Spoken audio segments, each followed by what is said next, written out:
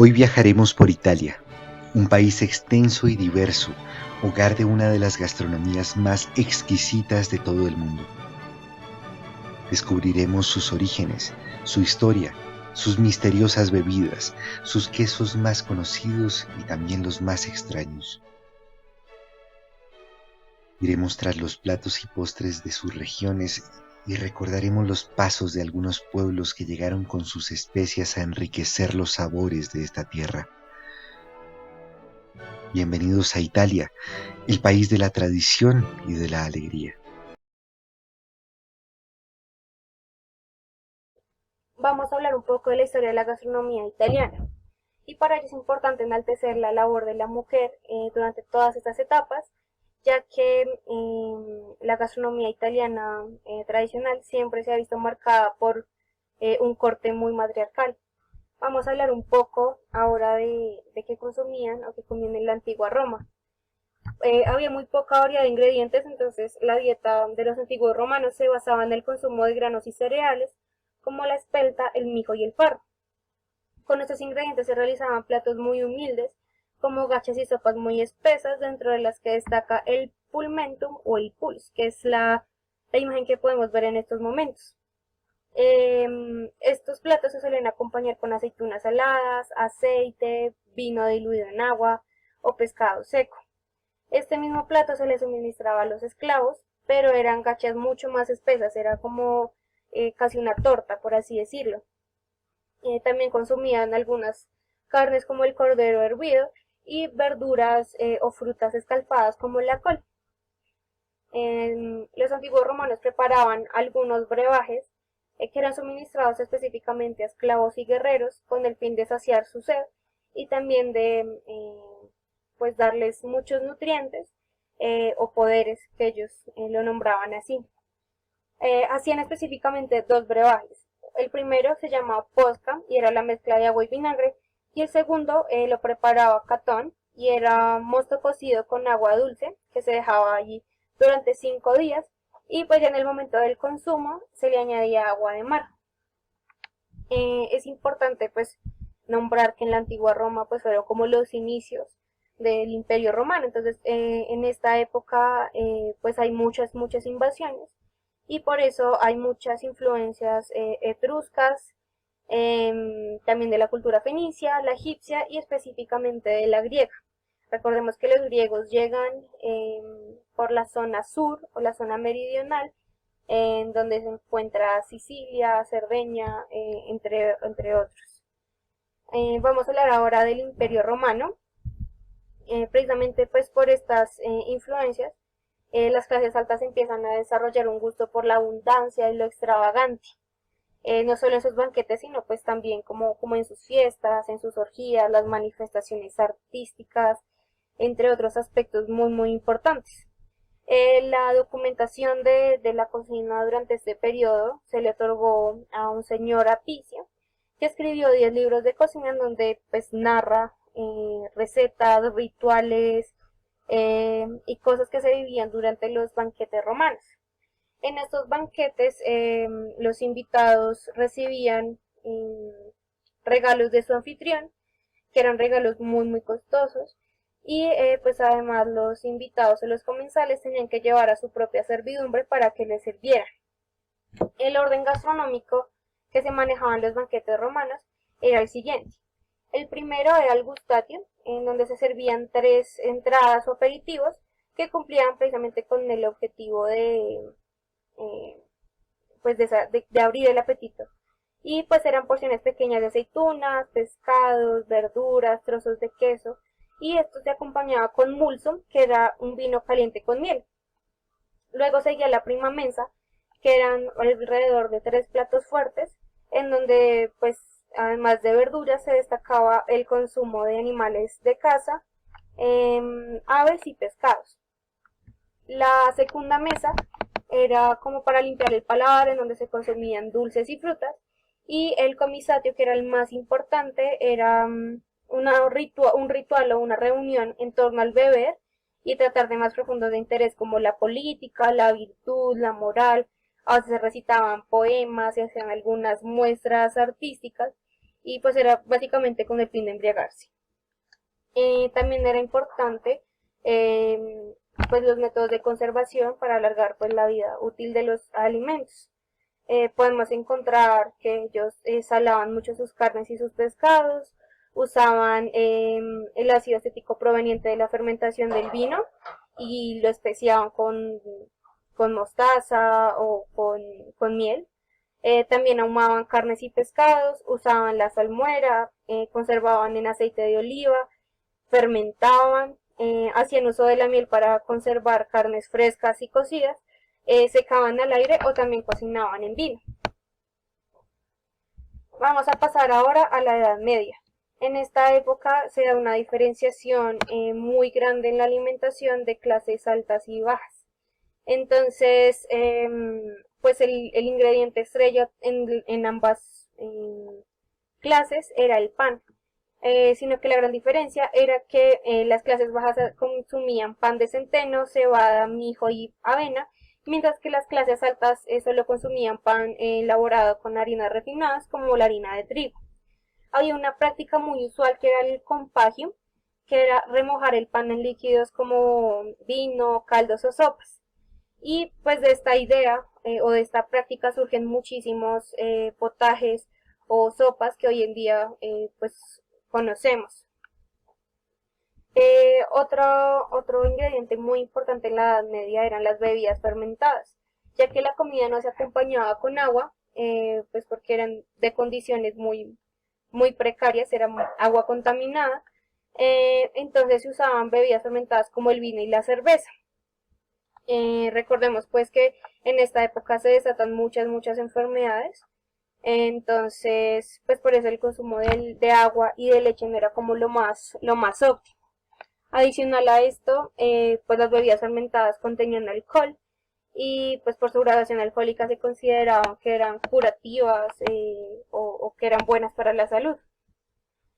El vino se podía beber solo o especiado, a veces le ponían jengibre, cardamomo, nuez moscada o azúcar. La carne era un alimento que era de exclusividad para las clases altas y pues eran obviamente aves de caza como las perdices, las codornices, los patos, o también otros animales como el jabalí, los venados, entre otros. Y pues solo la clase noble podía realizar esta práctica, mientras que los pobres o la clase baja solo estaba condenada como a comer las vísceras y los restantes de las partes del animal. En esta época también se ve como muy importante pues la iglesia y la influencia de la iglesia, ya que pues esta impuso muchas prohibiciones, por así decirlo, en donde no se podían hacer cenas nocturnas, ya que se consideraban actividades que propiciaban la lujuria, y pues el consumo de carne y otros productos de origen animal estaban prohibidos en gran parte del año. También es importante destacar que en los banquetes de la Edad Media pues como que no había todo este protocolo que podemos ver ahorita en el Renacimiento, pero sí se usaban manteles, los manteles se usaban también como las mismas servilletas, había como utensilios específicos para el lavado de manos de los comensales, cada comensal tenía que llevar su propia cuchara y su propio cuchillo. Vamos a pasar ahora a la transición de la Edad Media al Renacimiento, en donde pues llegan nuevos ingredientes gracias al descubrimiento del nuevo mundo. Entonces llegan ingredientes como el cacao, el tomate, el maíz, entre otros, que hoy en día son pues muy importantes para la la cocina italiana. Em, Adicional a esto, pues se empieza a ver la cocina como un arte, entonces se empieza a destacar o a enaltecer la labor del chef. Aquí empieza a surgir como el verdadero eh, el verdadero significado de chef, ya que es una persona que no solo tiene que tener a cargo a muchas personas, sino que debe ser una persona íntegra, que pues pueda dominar la técnica, la estética, la selección de materias primas y la conservación de estas. También hay una parte muy importante en el servicio, eh, y pues se da como también una exageración, por así decirlo, en la opulencia, la elegancia, entre otras cosas. Recordemos que pues en el Renacimiento como que se rompen muchas normas, entonces es aquí donde llegan los cocineros a tratar de documentar las recetas, de usar muchas especias que venían de Asia, bueno, entre otras cosas, como les digo, comer se empieza a considerar un arte en todos los aspectos. Adicional a esto, en el siglo XVI, Francesco Propicio inventó el helado, entonces esto se empezó a extender demasiado porque pues precisamente era algo muy extravagante para las personas de la época.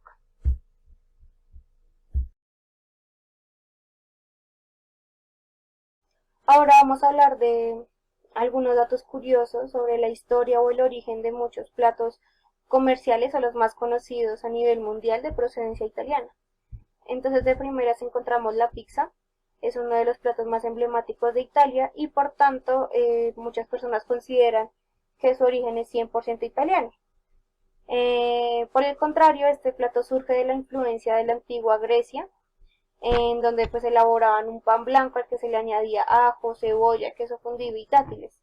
Cuando esta receta llega a Roma, se empieza a adaptar esta receta a los ingredientes que se tienen allí y se le empiezan a añadir otros ingredientes como hierbas, específicamente orégano y las aceitunas. En esta pizza se le empezó a denominar pizza bianca.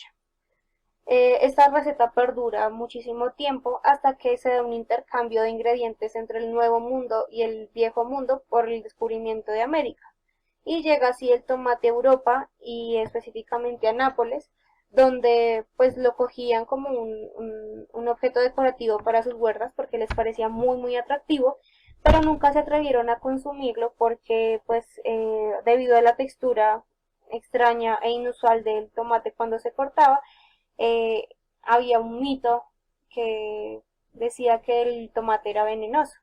Entonces las personas le tenían mucho miedo a esta fruta. Sin embargo, mucho tiempo después una persona se atreve a hacer la misma pizza bianca, pero usar el tomate, a ver qué tal sabía. Y es así como se empieza a popularizar en los hogares más humildes la pizza como la conocemos hoy en día y nace la pizza napolitana. Luego en el siglo XVII se populariza la pizza por todo el país y pues ahora todo el mundo. Ahora vamos a hablar de la historia de la lasaña. Este también es un plato muy conocido a nivel mundial y pues también surge de la antigua Grecia. Por eso proviene su nombre de lasaña por lagano, que significa pastas. Resulta que los antiguos griegos realizaban una preparación que obviamente no era pues una preparación en capas de pasta y carne, sino que en un recipiente ponían una lámina de pasta, luego le ponían carne y esa carne la tapaban con otra lámina de pasta. ¿Esto con qué fin lo hacían? Con el fin de que esta carne no se secara y no pues conservar sus jugos. Pues sin embargo pues esta receta evolucionó y ahorita actualmente pues está en disputa la lasaña como la conocemos hoy en día entre Italia y Gran Bretaña, porque Gran Bretaña encontró documentación en un libro de 1390 pues que cuenta o relata la receta de la lasaña como la conocemos hoy en día, mientras que Italia no tiene como un soporte tan antiguo, entonces todavía eso está en disputa. Ahora vamos a hablar de la pasta, es uno de los ingredientes más usados en la gastronomía italiana. Se sabe que obviamente la pasta italiana como la conocemos no es italiana 100% y hay varios mitos que se derivan de esto. El primero es que Marco Polo en una de sus travesías fue a Asia, específicamente a China, y pues vio cómo hacían la pasta y llevó pues este conocimiento a Italia. Sin embargo, no existe como una documentación que pues muestre que este hecho fue verídico, porque no existe como un relato de Marco Polo en el que hable sobre la muralla china, y pues si vas a China lo más esperado es que pues se cuente efectivamente lo de la muralla china. Adicionalmente, los fideos o la pasta que hacen en Asia se hace a partir de mijo o harina de arroz, entonces pues no tiene mucho sentido porque la pasta que se hace en Italia se elabora con harina de trigo. Hay otro mito que dice que los que introdujeron la pasta a la cultura culinaria de Italia fueron los musulmanes, porque los musulmanes eran nómadas, eran pueblos muy nómadas que invadieron en cierto momento Sicilia en la Edad Media. Em, entonces, pues estos musulmanes les enseñaron la práctica o la técnica de hacer pasta a los sicilianos y desde ahí donde se empieza como a popularizar la pasta en todo el país. Este hecho pues todavía no está contrastado, sin embargo se tienen algunos documentos que hablan, eh, sobre todo, sobre todo cartógrafos que hablan de algunas tiras de harina de trigo, pues como tal desde la Edad Media y pues hablaban específicamente de los árabes.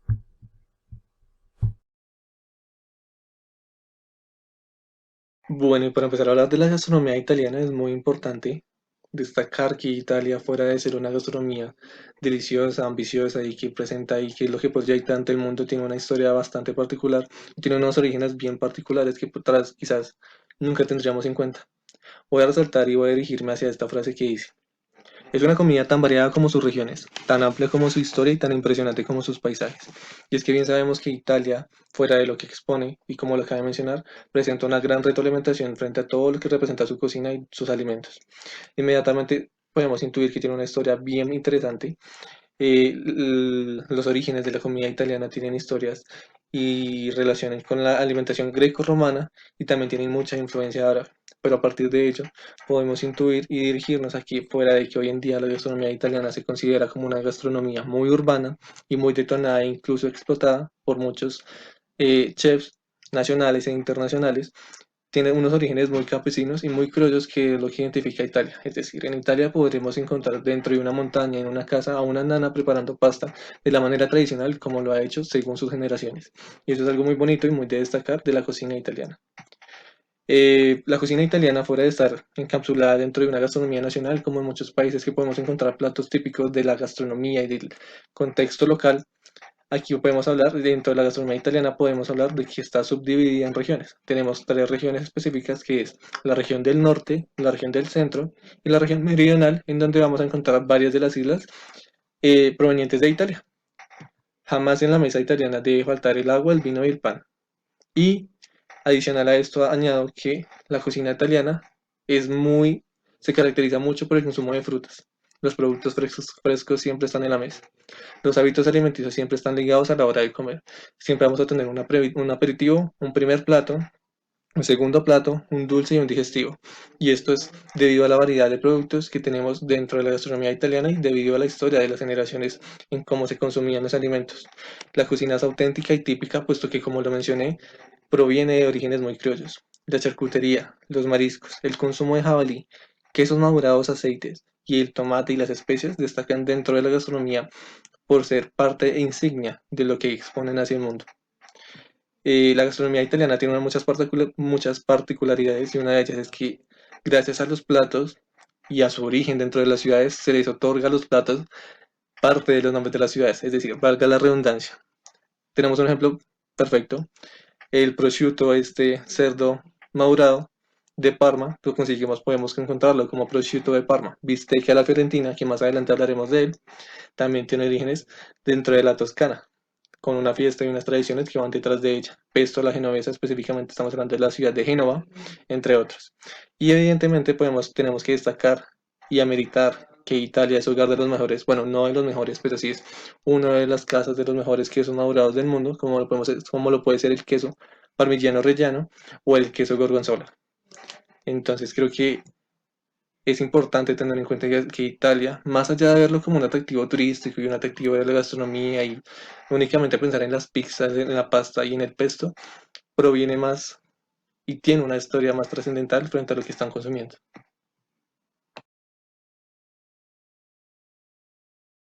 Bueno, y cuando empezamos a hablar de gastronomía y de chefs que generan y que imponen el estilo italiano en toda la gastronomía mundial que hoy en día conocemos, no podemos dejar de nombrar y destacar a las nanas y a las abuelas, puesto que son las pioneras de todo lo que representa hoy en día la base de la gastronomía italiana. Pero más allá de ello, encontramos chefs que exponen la gastronomía italiana y la llevan a un nivel que hoy en día podemos percibir y concebir de una manera distinta. Entre ellos está Massimo Bottura, uno de los mejores chefs de Italia, 8 años consecutivos dentro de los 5 mejores restaurantes del mundo, con su restaurante en Módena, Osteria Francescana, dentro de Emilia-Romagna, al norte de Italia. Es más bien un chef bien particular, tiene un estilo muy propio. Lo que él pretende con sus platos es generar arte, ideas, construir y proyectar emociones. Pese a ser uno de los chefs que ha viajado durante toda su proyección, pretende tener estudios dentro de escuelas y academias reales, es un chef que se crió con nanas, con abuelas, en donde él francamente siempre alude eh, y sobreimpone todos sus deseos que él ha proyectado a lo largo de su restaurante con ideas como que estaba en la cocina cuando estaba pequeño con su madre. Pero fuera de ello, pese a que ha viajado durante mucho tiempo, durante toda su construcción profesional en Europa, en Estados Unidos, y aquí ha trabajado de la mano que ha trabajado de la mano con chefs como Ferran Adrià en España, como Nadia Santini o Carlo Cracco en la misma Italia, es un chef que siempre vuelve a Modena e impone todos los sabores locales y tradicionales de su comida. Es un chef que, si bien es conocido por ser un bien polémico con sus platos, puesto que en Módena, en la Emilia-Romagna, en los platos tradicionales, fue bien criticado y no tuvo mucha aceptación durante sus inicios. Eh, Problema que lo llevó incluso a pensar en cerrar su restaurante en varias ocasiones, pero luego de obtener la primera estrella Michelin y exponer todo su trabajo eh, y todo lo que para él representaba la cocina italiana a través de lo que él presentaba en sus platos, el este chef, día ha venido trabajando para conseguir ser uno de los mejores de todo el mundo y de toda Italia, pero más allá de eso, es uno de los chefs que impone un estilo propio y que imparte con muchos de sus platos todo lo que significa la historia de la cocina italiana. Uno de los platos más importantes de él, y por lo que también generó mucha controversia, es las 5 etapas de maduración del queso. Tengamos en cuenta que Modena es el hogar del queso parmigiano reggiano, o bueno, es uno de los hogares de este queso. Y frente a varias de las crisis que se expusieron y frente al caos que hubo en el 2012, este chef lo que hizo fue tomar todos los productos, exponerlos en un plato para que estos productos nativos y propios de la región de Emilia-Romagna, como lo es el queso parmesano, no se vieran afectados. Es por eso que, independiente del trabajo que el chef ha tenido durante todo lo largo de su vida y a la recordación que genera, es un chef que te genera y tiene responsabilidad social con con su restaurante y con sus propósitos. Y es lo que hoy en día impone la emoción, la astucia, el arte y la tradición, movimientos que han llevado a su restaurante a que hoy en día posea 3 estrellas Michelin y que sea reconocido como un icono nacional e internacional de la gastronomía italiana.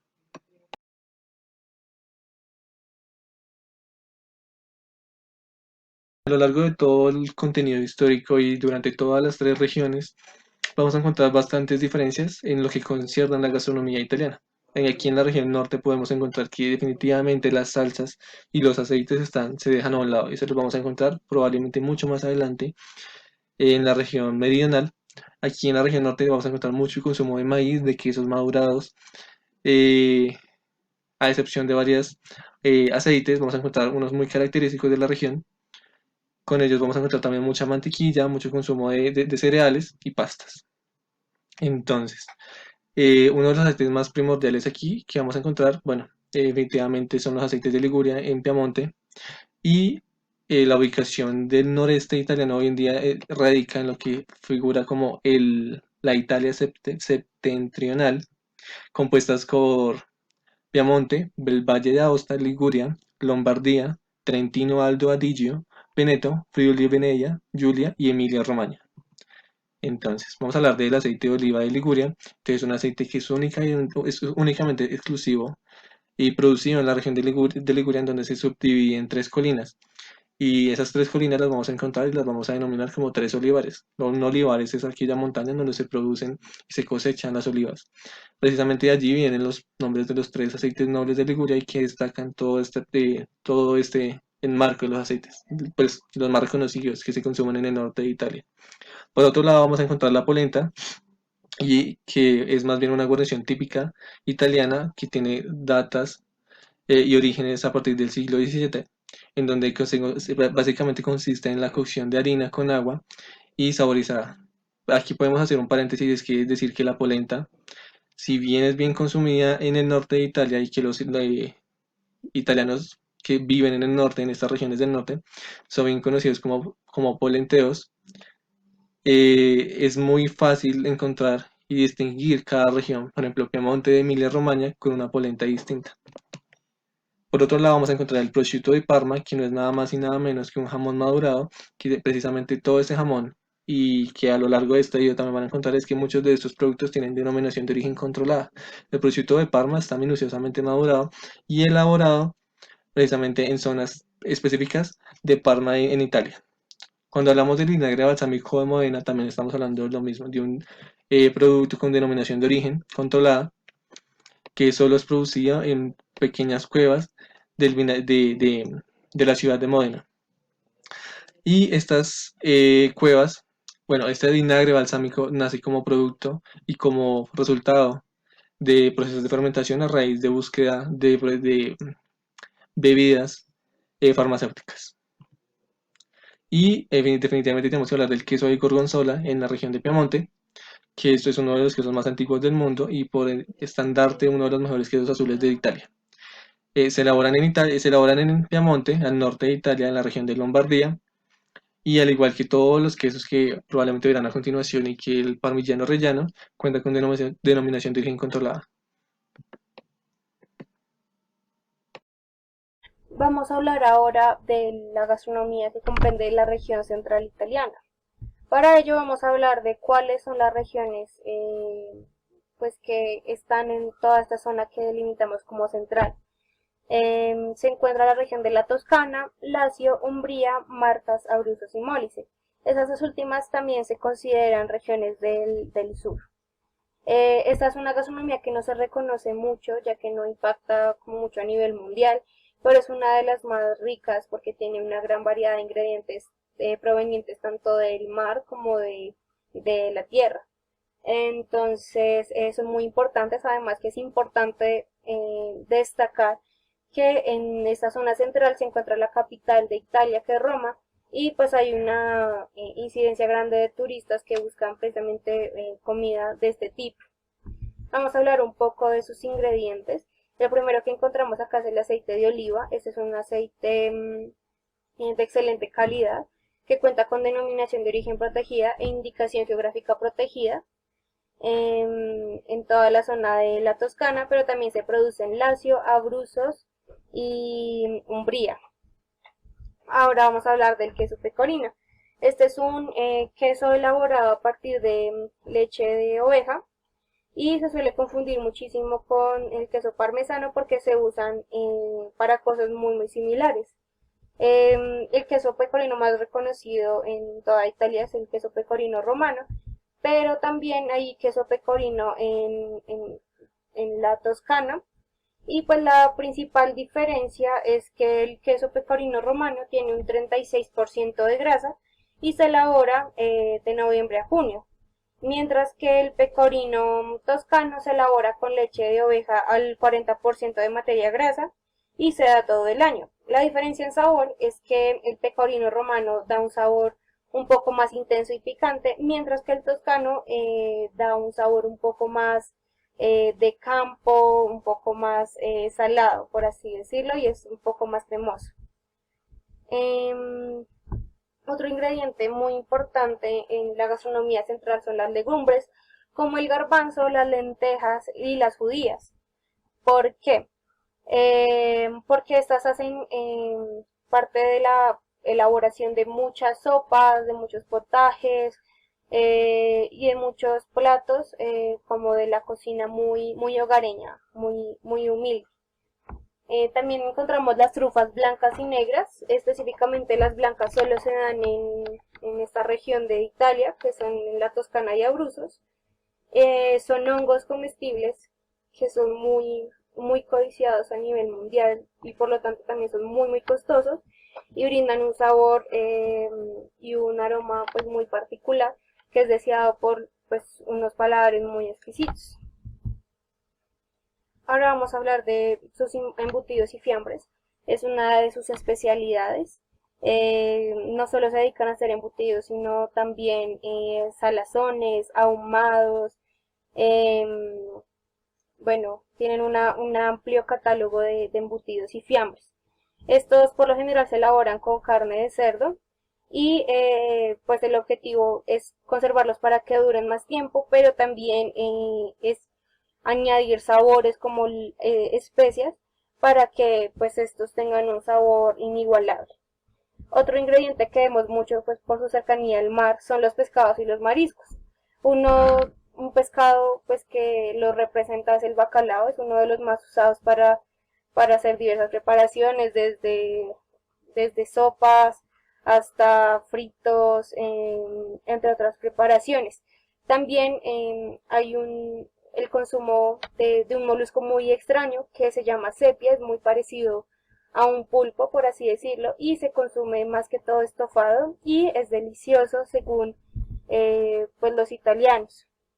También consumen muchas carnes de caza, dentro de la que encontramos el jabalí, que este es un mamífero de carne roja, se parece mucho al cochinillo o al cerdo, y pues se elabora para estofar, asar, guisar, se consume de muchísimas formas. También se consumen otras carnes de caza como el cordero, el caudito, el conejo, la liebre, la oveja y el corzo. El corzo es un mamífero muy parecido al venado. Llegamos a la región meridional e insular de Italia.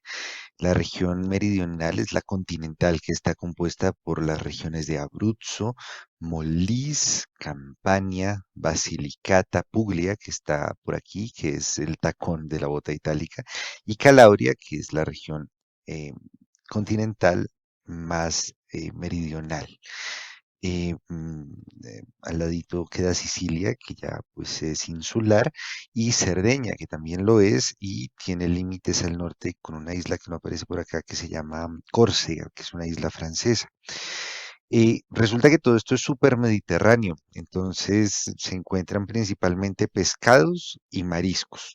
Ellos se dan el gusto de comer todo el año atún fresco, merluza fresca, pez, espadas, sardinas, es una cosa muy rica, es una gran ventaja que tienen ellos gastronómicamente hablando.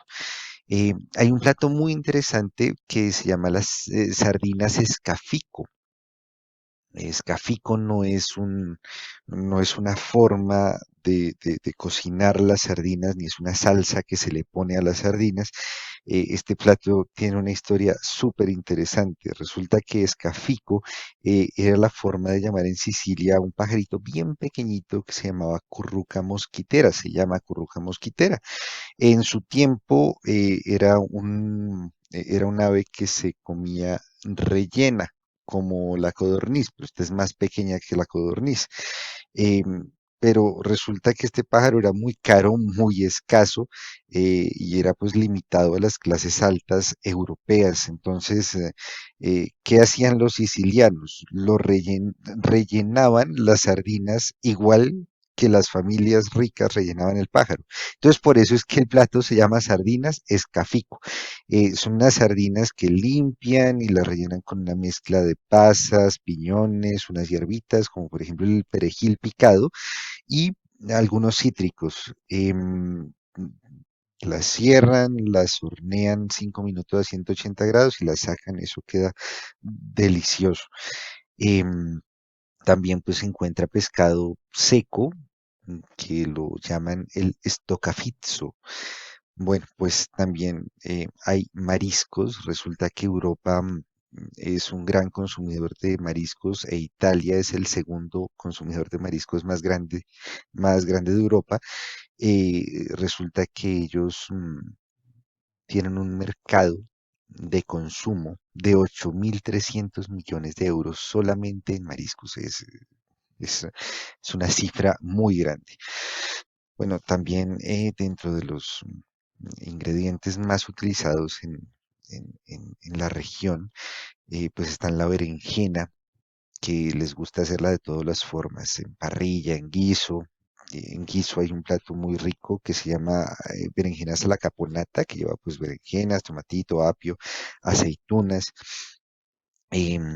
También se encuentra el trigo, dentro de los más importantes em, insumos de la comida del sur de Italia.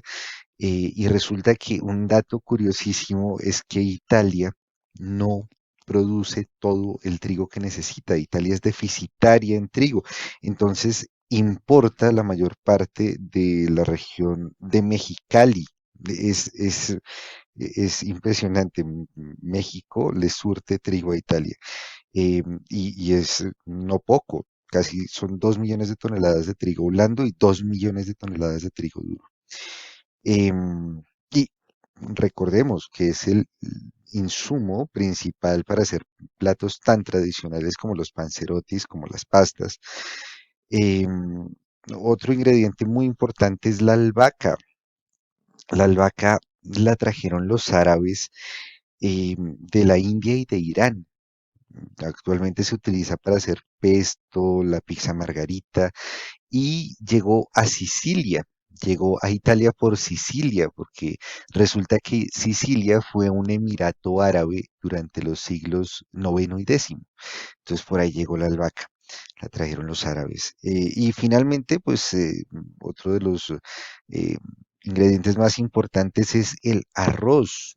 Italia sí que produce arroz suficiente para el consumo interno, produce 120 variedades de arroz y es muy importante en platos del sur como el arancini, que más adelante hablaremos de él, y la tiela, que es un arroz con patatas y mejillones, un guisito de tomate y cebolla, y pues bueno, es un plato muy tradicional también del sur.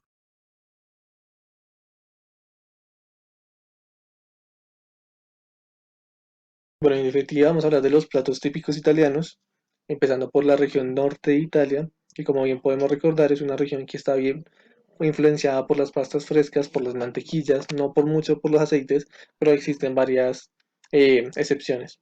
Y una de ellas es la pasta boloñesa, que como bien mencioné, es una de las excepciones, puesto que es uno de los platos típicos de la Emilia-Romagna y prácticamente podemos decir que este lugar, la Emilia-Romagna, es el lugar de la salsa boloñesa. Es decir, por ende también de la pasta boloñesa, que no es nada más ni nada menos que una pasta tradicional de la cocina italiana, acompañada de una salsa condicionada con productos locales de la región. Es decir, estamos hablando de carne de ternera, de buey, queso mozzarella, tomates y albahaca. Es un plato muy sencillo que podemos encontrar prácticamente en cualquier lugar del mundo. Por otro lado, en Venecia tenemos un bacalao con polenta, consiste básicamente en tiras de bacalao encurtidas, típicas de la región veneciana al norte del país. Siempre es acompañado con polenta, que no es nada más y nada menos que una versión cremosa es una mezcla cremosa de maíz. Yéndonos ya más hacia las regiones de Liguria, vamos a encontrar unos platos muy particulares. Gracias a su ubicación litoral, encontramos platos a base de pescados y mariscos, entre los cuales destacamos el buría. Cuando hablamos de ubicación litoral, estamos diciendo, hacemos referencia a platos, a lugares que colindan con las costas. Y por otro lado tenemos un risotto a la milanesa, que no es nada más y nada menos un plato de arroz tostado amarillo, condimentado con queso parmesano y azafrán. La gastronomía del centro de Italia cuenta con un gran catálogo de platos, dentro de los que podemos destacar los que ahora les vamos a mostrar. El primero que encontramos acá es la tripa alla fiorentina. Es un plato emblemático de la capital de la Toscana, es decir, de Florencia, al que pues también su nombre. Este parte de un sofrito de zanahoria, cebolla y apio, al que seguidamente se le añade tomate y finalmente la tripa en tiras. Se le puede añadir para finalizar queso parmesano rallado o queso pecorino, pues según el gusto del comensal. Seguimos ahora con el saltimbocca. Es un aperitivo o un entremés típico de la ciudad de Roma, que se elabora con ternera, jamón y salvia enrollada. La bisteca a la fiorentina es una preparación muy emblemática de Florencia, que se elabora a partir de un lomo de buey asado, que cumple con cierto requerimiento de edad, y lo divide un hueso en forma de T. Eso también hace como que este corte sea tan grueso. Este plato se solía preparar para las fiestas de San Lorenzo, que se celebraban por lo general el 10 de agosto, y ese plato se popularizó tanto que ahora es como un emblema para la gastronomía italiana como tal. Luego sigue el espagueti a la carbonara al estilo romano, que se elabora con guanciale curado con pimienta negra en vez de panceta. Se le añade pecorino en vez de parmesano y esta vertiente romana no tiene nata. Sigue el cachuco y el brodeto, que son dos preparaciones típicas de las costas de la Toscana. El cachuco es un plato típico de Livorno, aunque también hay una versión en Viareggio. Y pues básicamente es un plato que tiene muchísimos tipos de pescados y mariscos, como pulpo, calamar, peces roca, bacalao. Y pues básicamente se sirven con una salsa de tomate y con rebanadas de pan para remojar.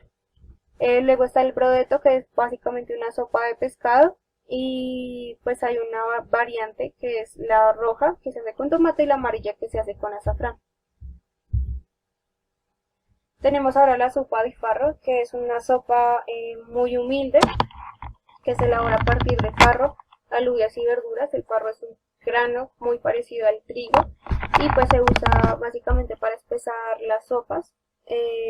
Esa no es la única sopa o sopa que existe en todo el centro de Italia. La verdad es que hacen muchas con otras legumbres o otros granos.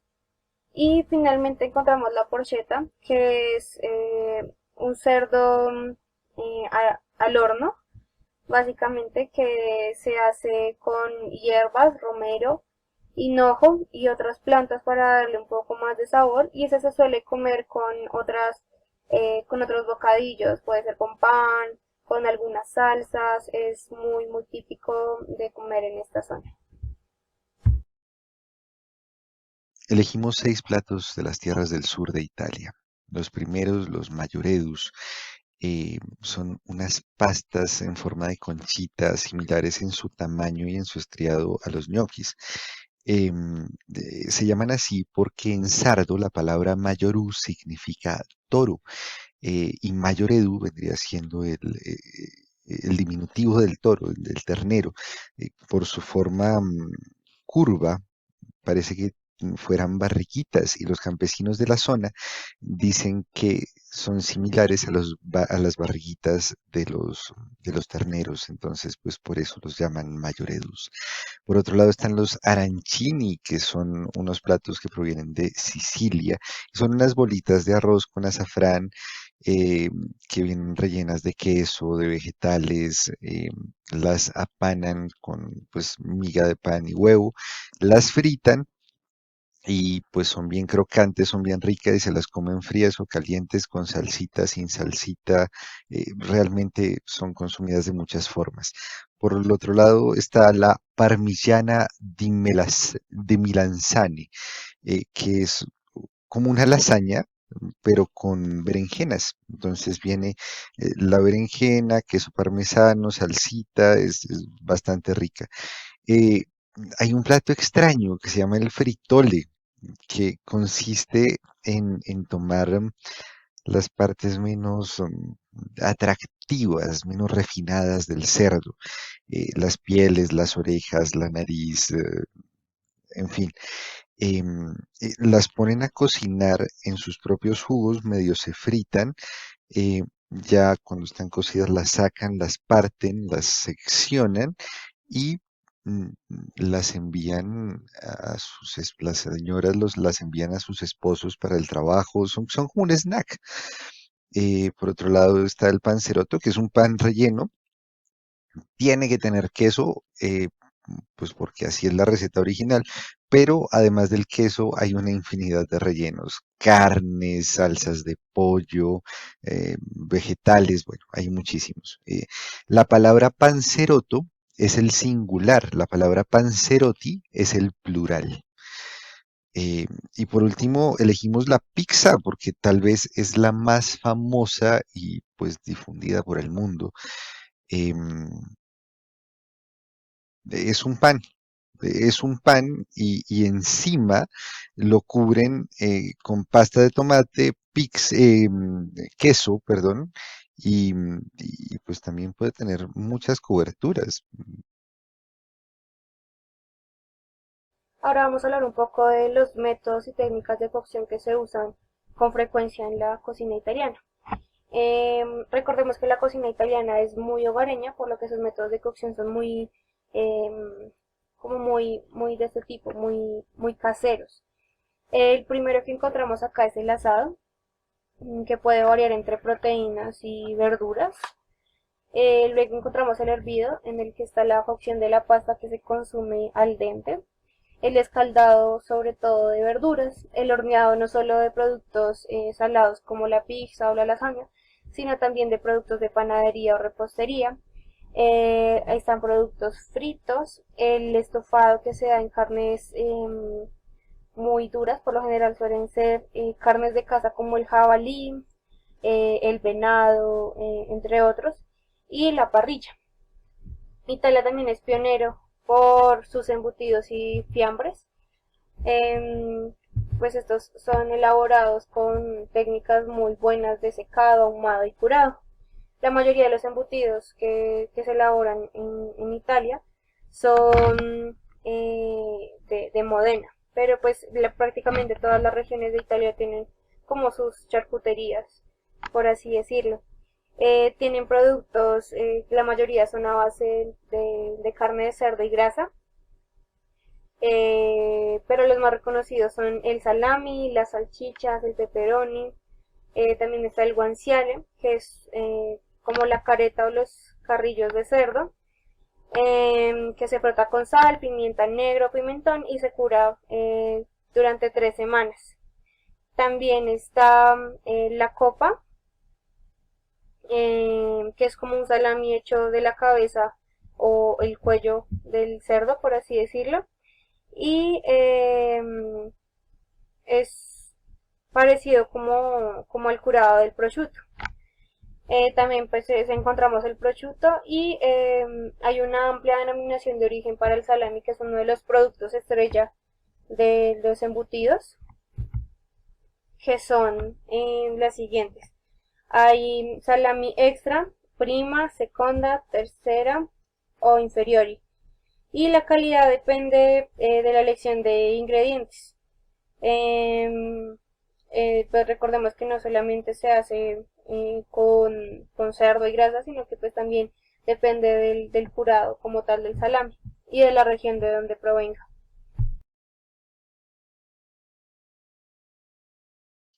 Los postres de Italia, todos ellos están reconocidos a nivel mundial.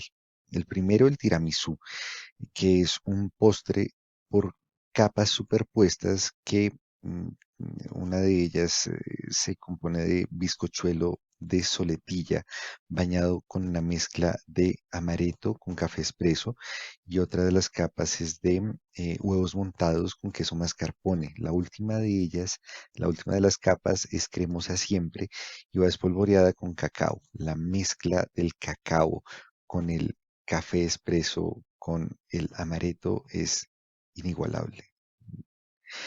El gelato y el spumone. El gelato es totalmente distinto al helado. Su sensación es distinta y su composición es distinta.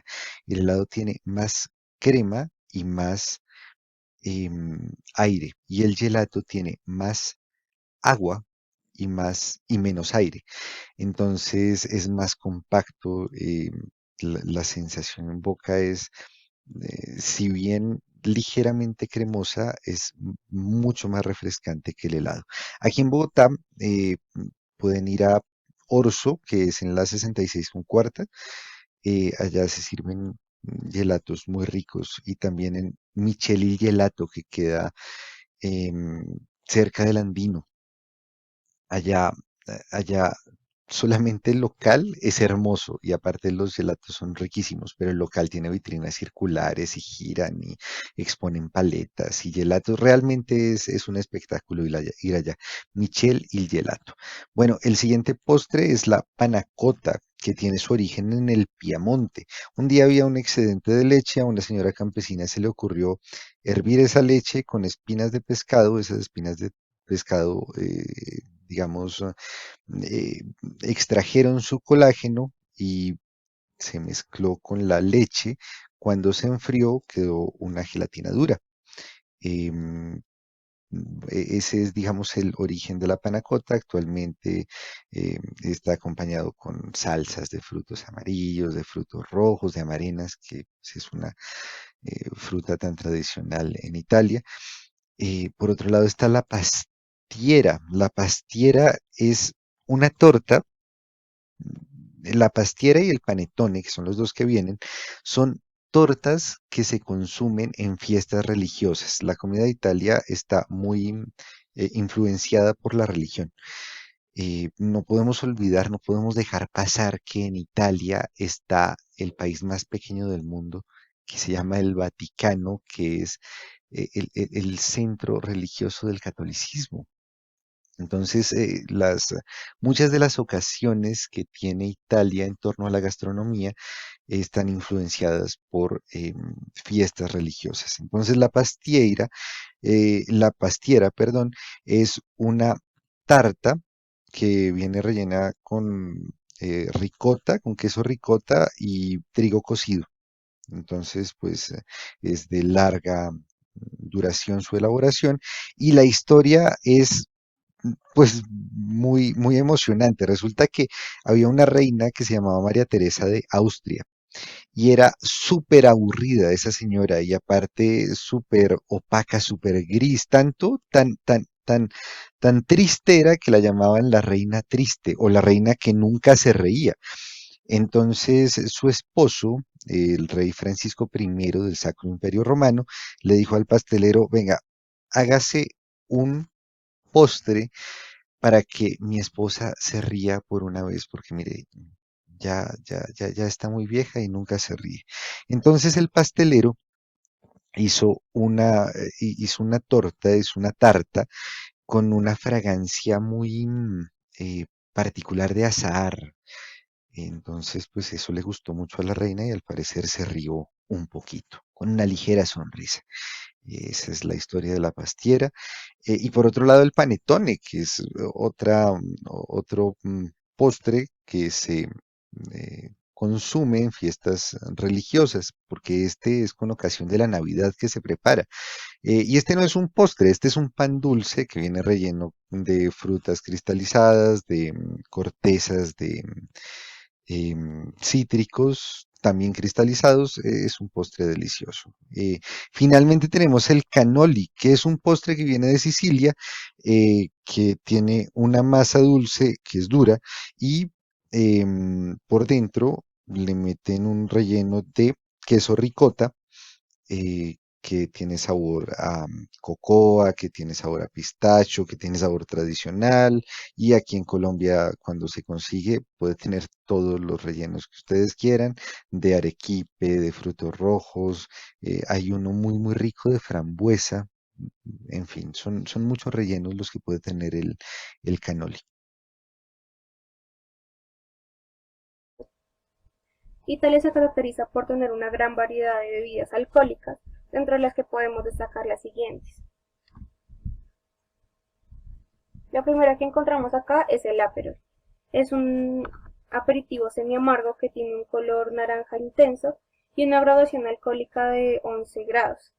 Este se elabora con quina, ruibarbo y naranjas amargas, a lo que debe precisamente su sabor. Esta bebida no se suele consumir sola, sino que se consume con otras bebidas alargantes. Por eso existe un gran cóctel italiano que se llama Spritz Aperol y consiste en la mezcla de vino espumoso, soda, naranja y aperol. También es muy común que los italianos mezclen el aperol con agua y pues no consuman durante todo el día o en cualquier ocasión. Sigue el limoncello sorrento. Este es un licor que se obtiene de la infusión de la cáscara de limones Sovali de Sorrento. Estos aportan sabor, olor y color. Este licor se puede emplear como licor digestivo después de una comida muy frío. Y también se suele usar para aromatizar en algunas preparaciones de repostería como bizcochos, cremas, gelatinas, entre otros. Le sigue el Amaro Lucano, que es un licor herbáceo proveniente de la región meridional de Italia, específicamente de Basilicata. Participan más de 30 hierbas y es usado también como licor digestivo o para mezclar con cócteles. Vamos ahora con el Vermouth Torino. Es un aperitivo italiano que se elabora a partir de la maceración de vino blanco con ajenjo y otras hierbas aromáticas. Estos pueden ser secos, dulces, blancos o rojos. El origen del vermut es muy curioso, ya que se remonta a 1786, perdón, y pues surge de la idea de un señor de hacer brebajes, eh, en donde pues precisamente macera vino con ajenjo, cáscara de naranja, quinina y canela, y decide masificar su producción. Es así como aparecen las primeras marcas de vermú italiano, que todavía se destacan como la Martini y la Cinzano. Sigue el maraschino o el marrasquino, que es un licor dulce elaborado con cerezas marrascas que se destilan y luego se les añade azúcar, miel y almendras. Este es un licor muy apetecido para acompañar algunos postres cargados de frutas y también para la elaboración de cócteles como el brandy crustra, que se elabora con brandy, limón, almíbar y maraschino, o el aviatón, que se elabora con ginebra, maraschino y limón. Sigue el Campari, que es un aperitivo que se puede clasificar dentro del grupo de los bitter porque tiene un sabor muy amargo. Es muy parecido al Aperol, solo que este tiene una mayor graduación alcohólica y un color rojo intenso. Se dice que este licor se realizaba a partir del extracto de alcachofa y la combinación de 60 ingredientes, dentro de los que destaca la quinina, el ruibarbo y las naranjas amargas. También hay un mito respecto al color, se dice que se obtiene del caparazón de una tortuga. Sigue el Fernet. El Fernet es un aperitivo amargo originario de Milán. Este pues es el resultante de la maceración de hierbas aromáticas como la manzanilla, el cardamomo, orégano, azafrán, entre otras. Y pues estas se reposan en toneles de roble. Es importante destacar que esta bebida no se consume sola, sino mezclada y por lo general se mezcla con Coca-Cola. Dependiendo de la concentración de Coca-Cola y Fernet, puede haber un Fernet Branca o un Fernet clásico. Seguimos con el amaretto, que es un licor italiano que se elabora con almendras, vainilla, azúcar caramelizada, huesos de albaricoque y otros frutos como el durazno y la cereza. Este se suele emplear como un licor digestivo o también para aromatizar postres como el tiramisú, que es uno de los postres más conocidos de Italia. Seguimos con el sambuca. Este es un destilado de anís y tiene una graduación de alcohólica muy grande. Surge de la destilación precisamente del anís verde y el estrellado y es una bebida originaria del centro de Italia, específicamente de Lacio. Se suele consumir como si fuera un pus café o también se puede mezclar con agua o con café. Eh, es también empleado para la elaboración o sí, la elaboración de flambeados. Le sigue el grappa, que es un aguardiente de orujo o bagazo de la uva. También tiene una graduación alcohólica considerable. Se suele usar también como pues, café muy frío o también se puede mezclar con café o con agua después de una comida muy grande. Sigue la estrega, que es un licor amarillento procedente de Benavento. Eh, Esta bebida es tiene una leyenda, ya que estrega significa bruja en el castellano. Y pues dice la leyenda que la ciudad de Benavento pues era como la ciudad de convenciones de brujas. Y pues el estrega es básicamente una poción para que dos personas se amen toda la vida. Esta se elabora con más de 70 hierbas, dentro de las que se destaca el azafrán, a quien le debe su color, la pimienta jamaicana, el hinojo, la canela y otros. Este licor se envejece en barricas de ceniza, lo cual logra muchos sabores y aromas distintos y se puede consumir como un licor digestivo o también para pues elaborar varios cócteles. Y finalizamos con el Galliano, que es un licor dulce que resulta de la maceración de 30 ingredientes como hierbas, bayas, flores y raíces. Y este se emplea como digestivo para tomarlo después de comidas muy fuertes. Y también para la elaboración de cócteles, entre los que destaca el Harvey Wallbanger, que es la mezcla de vodka, jugo de naranja y Galliano.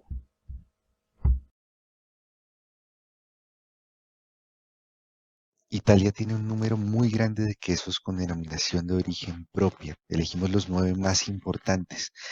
El primero, el Parmigiano Reggiano, tal vez el queso más importante de Italia, el parmesano. Era producido desde la Edad Media por monjes benedictinos de San Giovanni, que queda en Parma, y de San Próspero, que queda en Reggio Emilia. Em, Se puede hacer con leche de 4 razas específicamente, pero aunque no sea deseable, si el productor llega a comprar razas diferentes a las permitidas, esa raza tiene que entrar en cuarentena, no por enfermedades que pueda traer, sino porque la alimentación pudo ser diferente a la permitida. La elaboración de este queso es tan seria que cada queso parmesano tiene una cédula de ciudadanía, un número de identificación para que se garantice la trazabilidad. Entonces, eh, tiene unos sellos también eh, y a la vuelta de 12 meses de maduración, si no cumple con los estándares de calidad, esos quesos se le quitan y pasan a ser pues quesos de segunda categoría. Los quesos que sí pasan la prueba eh, se evalúan otra vez a los 18 meses y pueden tener dos categorizaciones, la extra y la sport. Estos quesos tienen 3 posibles etiquetas. Si la etiqueta es roja, eh, pues se garantiza que el queso se maduró 18 meses. Si es plateada, el queso se maduró 22 meses y si es dorada, tiene 30 meses de maduración. Esto cambia pues en las características de intensidad del queso. Es un activo tan importante en Italia que hay un banco que recibe quesos parmesanos a cambio de pues dinero prestado. Entonces aquí les dejamos un video muy interesante. Por otro lado está el grana padano, que es un queso un poco similar en su forma y levemente en su sabor al parmesano. De hecho, muchas personas lo confunden. Y la palabra grana eh, significa, o sea, puede tener dos significados o puede referirse a dos cosas. Una es a un queso de gran formato circular, queso pesado, grande y circular. Y otro de los significados que puede tener es que se refiere a un queso granulado. Estos quesos efectivamente adentro son a temperatura, son como granuladitos, como vidriosillos. Em, es importante decir que los quesos que sí cumplen con los estándares de calidad tienen una marca que es un trébol de cuatro hojas y ese trébol indica la provincia, la quesería, o sea, tiene indicaciones como un vino. El queso es tradicional consumirlo en escamas o rallado, pues para platos de la comida mediterránea principalmente. De terceros está el mascarpone. Eh, Se llama mascarpone porque viene de la palabra masherpa, que significa crema de leche, y este queso no cuenta con denominación de origen controlado, tampoco se sabe si es un queso realmente. ¿Y por qué no se sabe si es un queso? Porque técnicamente un queso tiene que tener cuajo y este queso no tiene cuajo, solamente tiene nata y un ácido que puede ser cítrico o acético, es decir, puede venir del limón o del vinagre. Entonces, pues bueno, este es el mascarpone. El gorgonzola, que es un queso verde. Ah, bueno, para preparar queso mascarpone, como no hay que tener cuajo, entonces aquí les dejamos un, un video de la receta de la preparación de queso mascarpone, además por si se animan a hacer el tiramisú del que les hablamos antes. Entonces, pues aquí está el video de la elaboración del queso mascarpone. Viene el queso gorgonzola, es un queso difícil de ver porque tiene moho y es un queso difícil de oler porque es bien intenso y es un queso difícil de comer porque también al paladar es un poco invasivo. Hay personas que gustan de este queso y yo tengo la teoría de que este queso debería gustarle a todas las personas si adecúan su paladar, pero también si se lo comen con cosas que bien lo acompañen. Entonces, bueno, este queso tiene moho. Es bien interesante. El mozzarella, vale la pena decir que el mozzarella que nos venden aquí en Colombia no es mozzarella. El queso mozzarella tiene una denominación de origen em, protegido. Resulta que originalmente solamente puede ser hecho con leche de búfala y solamente puede ser producido en las provincias de Nápoles, Beneveto, Latina y Foggia, Caserta y Salento. O sea, solamente puede venir de ahí. Es interesante que em, sepan que el queso es muy blanco porque la leche de búfala cuenta con menos betacarotenos que la leche de vaca. Y por otro lado, pues encontramos un dato interesante que indica que hay fincas, especialmente eh, en el norte de Italia, donde hacen a las búfalas felices y entonces les ponen música, las tratan con masajes, les dan comida muy rica y al parecer con esas consideraciones hacen que el queso sea más rico. Pues bueno, el provolone es el siguiente, es un queso de pasta hilada. Eh, ¿Qué es un queso de pasta hilada? También se llaman quesos de pasta filata y son quesos que pueden ser estirados al calentarse. El nombre es ya una invitación.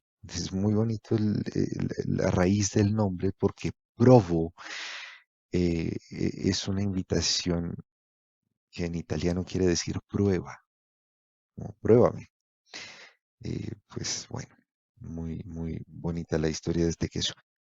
El ragusano también es denominado scaluni, porque la palabra scaluni quiere decir escalón, es en razón a su forma de ladrillo. Tiene un sabor intenso, tiene una maduración corta, más o menos de 6 meses. em, y viene de siguiente el queso pecorino, que tiene una denominación de origen controlado y que solamente puede ser hecho en Cerdeña, Lacio y Toscana. En la imagen vemos un queso pecorino que tiene trufa negra adentro, ahí se le ven sus inclusiones de trufa. Finalmente, tenemos un queso difícil de ver, difícil de probar, es el queso Casú Marzú. Resulta que este queso es de Cerdeña, de la isla de Cerdeña.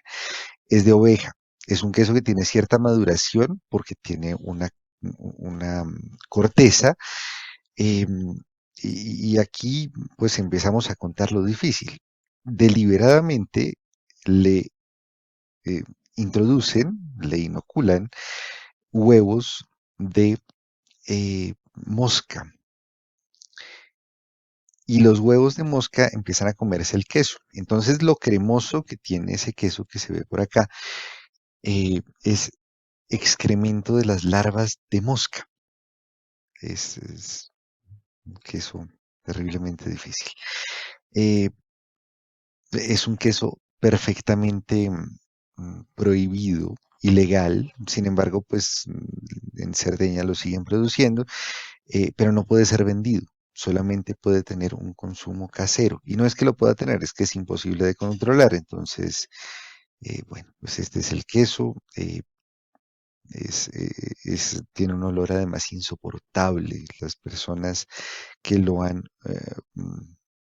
olido, que lo han olfateado, dicen que el olor es muy fuerte, es bastante descompuesto.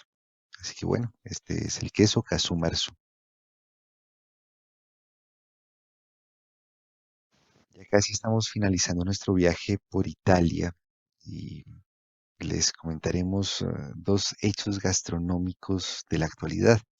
El primero es cómo se vive la comida tradicional mediante el Festival de Artusi, la Festa Artusiana.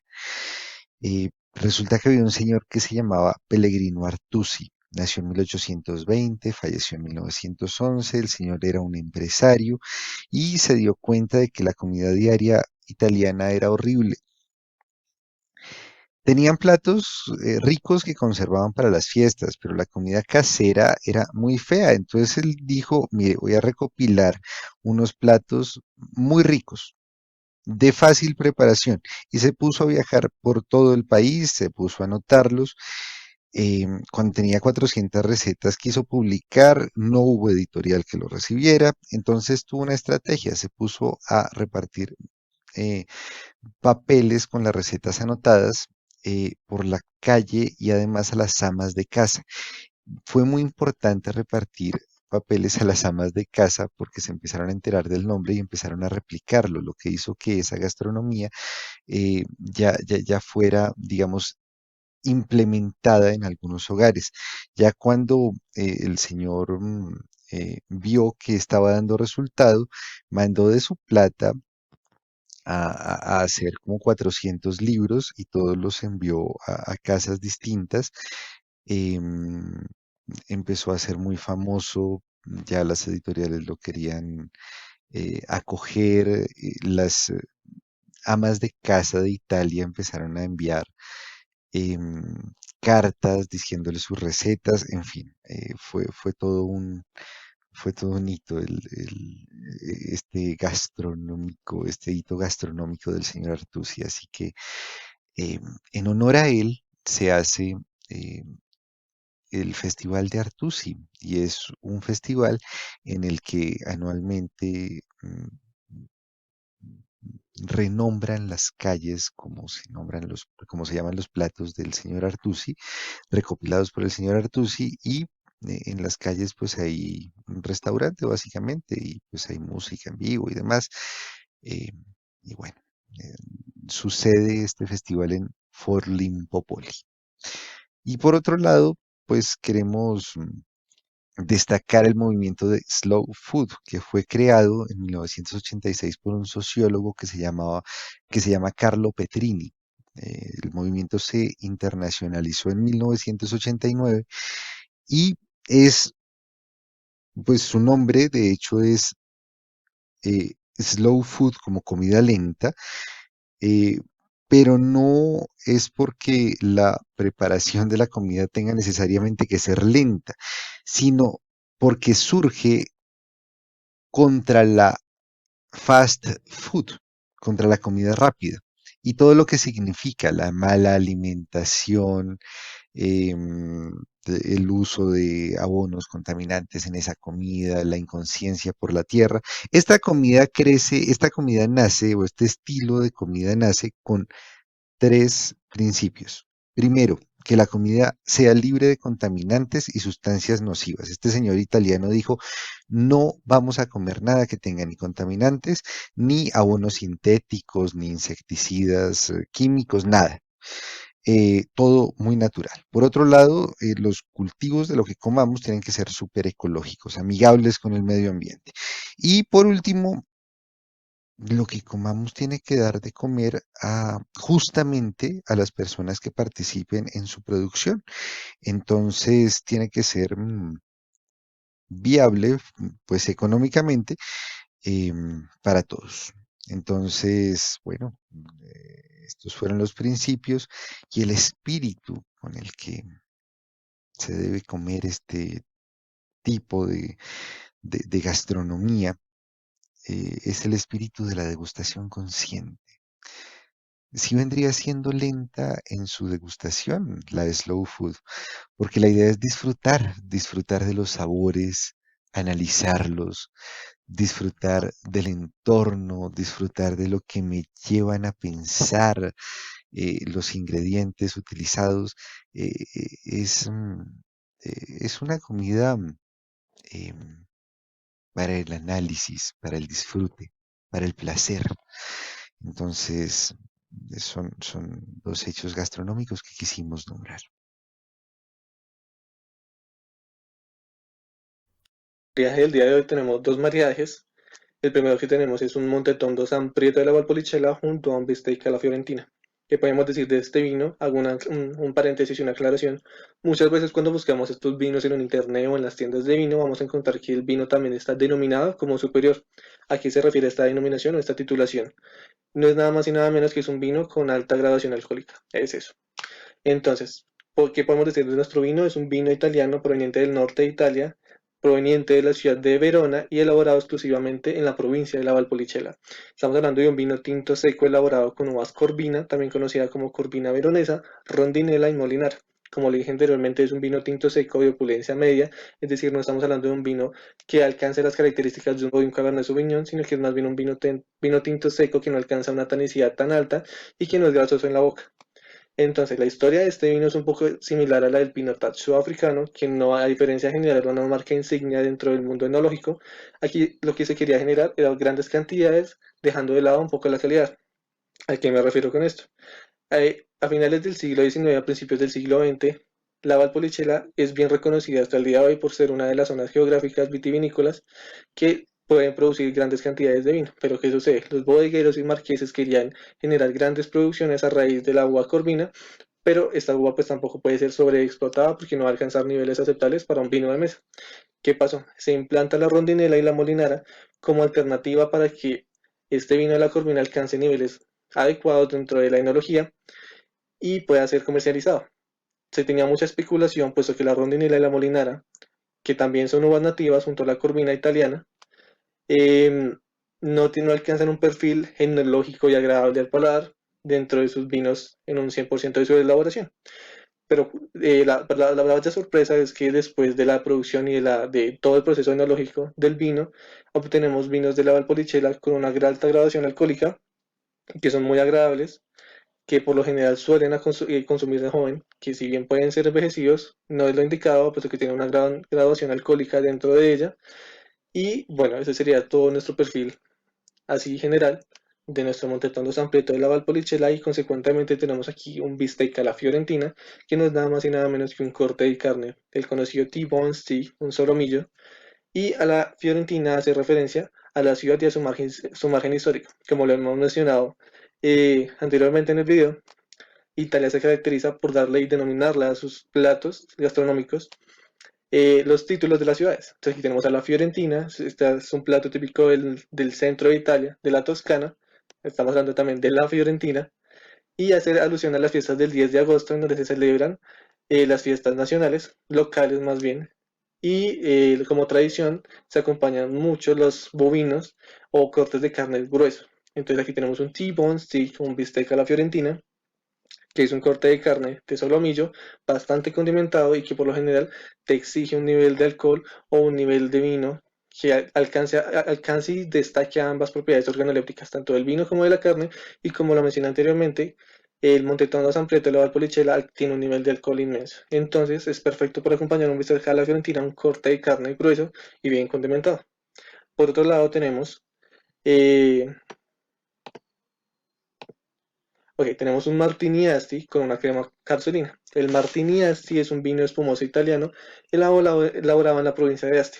Esto es una región al norte de Italia, en las colinas de Piamonte. Y aquí exclusivamente vamos a encontrar un vino producido con la cepa de Moscato Bianco y con el método tradicional, que es el Charmat, que no debe ser confundido con el champán italiano, pues porque no todo vino espumoso, como sabemos, es champán. Aquí tenemos el Asti, que es súper insignia de Italia, es un vino dulce, increíblemente afrutado, que aún donde vamos a encontrar de aromas a melocotón, a fruta de hueso, a melón, albaricoque. Y puesto que procede un proceso de fermentación doble, vamos a encontrar también notas de galletería y malolácticas, que es perfecto para acompañar nuestra crema casolina, que es un postre cremoso típico de Trieste. Es una ciudad al norte de Italia que colinda fuertemente con Eslovenia, y también conocida como sabata o la milhoja italiana, que como pueden ver es un postre característico con queso mascarpone, limón, naranja, melón, y que pues encapsulando todo nuestro concepto y todo nuestro campo gastronómico hace un mariaje perfecto con nuestro martini asti dentro de la insignia de los postres. Entonces, estos serían nuestros dos mariajes del día de hoy.